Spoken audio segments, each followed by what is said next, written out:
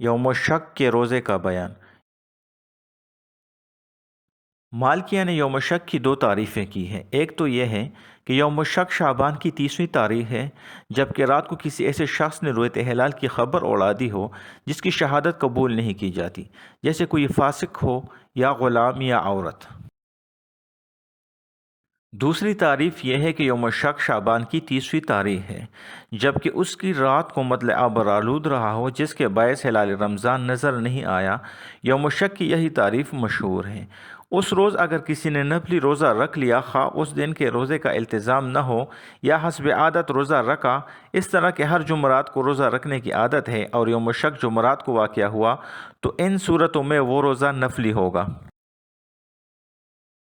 اگر یوم شک کو احتیاطاً روزہ رکھا کہ اگر رمضان کا دن ہوا تو اس میں شمار ہو جائے گا، اگر رمضان کا دن نہ ہوا تو نفلی ہو جائے گا، اس طرح کا روزہ مکروہ ہے۔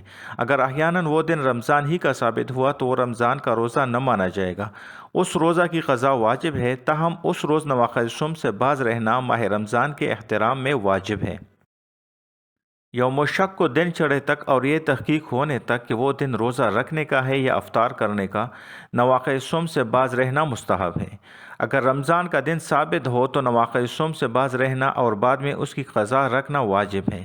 اگر یہ ثابت ہو جانے پر بھی کہ وہ رمضان کا دن ہے، قصداً اور جان بوجھ کر روزہ توڑ دیا تو قضا اور کفارہ دونوں لازم ہوں گے۔